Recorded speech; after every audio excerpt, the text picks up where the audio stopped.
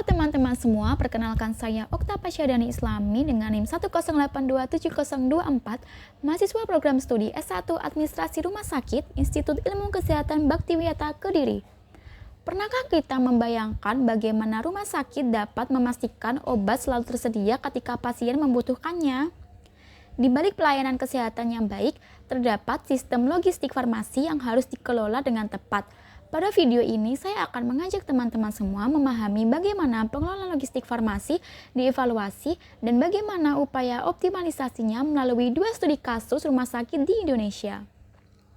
Mengapa logistik farmasi sangat penting? Logistik farmasi bukan hanya tentang penyimpanan obat di gudang. Proses ini dimulai dari perencanaan kebutuhan obat, kemudian pengadaan, penyimpanan, distribusi, penggunaan, hingga pengelolaan limbah farmasi. Setiap tahapan saling berhubungan. Jika perencanaan kurang tepat, rumah sakit bisa mengalami kekurangan stok obat. Jika penyimpanan tidak sesuai standar, obat dapat rusak atau kadaluarsa. Begitu pula jika distribusi tidak berjalan dengan baik, pelayanan kepada pasien bisa terganggu karena obat tidak tersedia saat dibutuhkan. Oleh karena itu, pengelolaan logistik farmasi menjadi salah satu faktor penting dalam menjaga mutu pelayanan rumah sakit sekaligus memastikan penggunaan anggaran dilakukan secara efektif dan efisien. Pada video ini, pembahasan didasarkan pada 2 studi kasus rumah sakit pemerintah yang memiliki karakteristik permasalahan berbeda. Studi kasus pertama adalah RSUD Kota Dumai.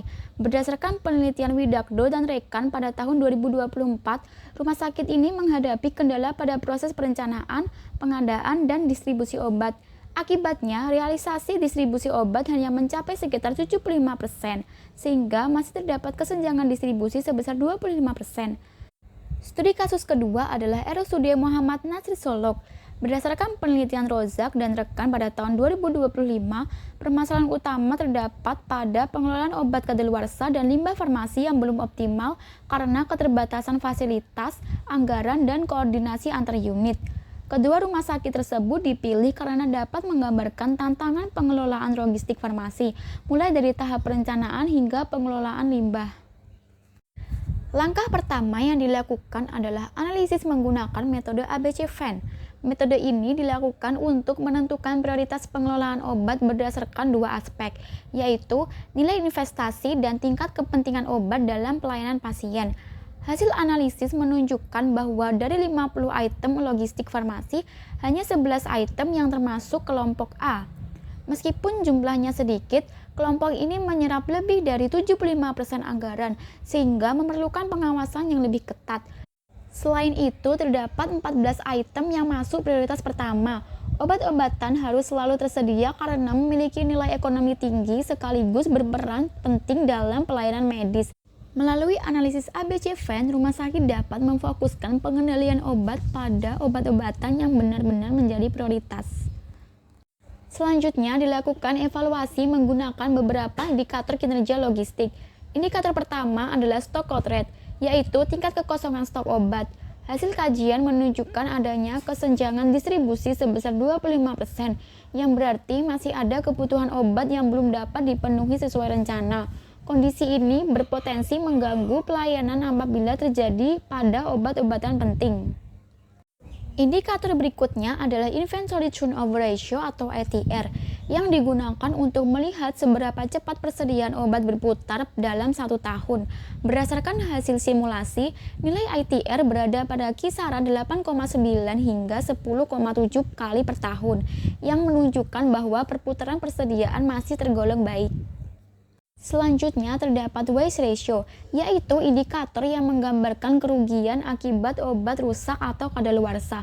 Hasil simulasi menunjukkan nilai 5,5%, yang berarti masih terdapat pemborosan dan nilainya berada di atas target ideal. Kemudian, indikator akurasi stok menunjukkan nilai sekitar 85 hingga 88%, sedangkan target yang diharapkan adalah minimal 95%. Hal ini menunjukkan bahwa masih terdapat perbedaan antara jumlah stok fisik dengan data pencatatan. Perlu diketahui bahwa nilai ITR, waste ratio, dan akurasi stok pada penelitian ini merupakan hasil simulasi berdasarkan data sekunder, sehingga digunakan sebagai gambaran evaluasi sesuai dengan keterbatasan data yang tersedia. Lalu, apa yang dapat dilakukan untuk mengatasi berbagai permasalahan tersebut? Rekomendasi pertama adalah memperbaiki sistem distribusi obat melalui penerapan sistem hybrid, yaitu kombinasi antara sistem push dan pull.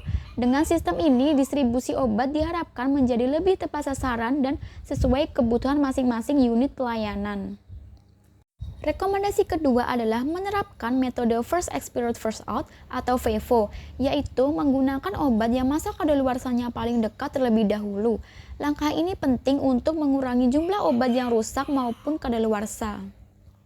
Rekomendasi ketiga adalah mengoptimalkan perencanaan kebutuhan obat dengan mengombinasikan data konsumsi dan data epidemiologi.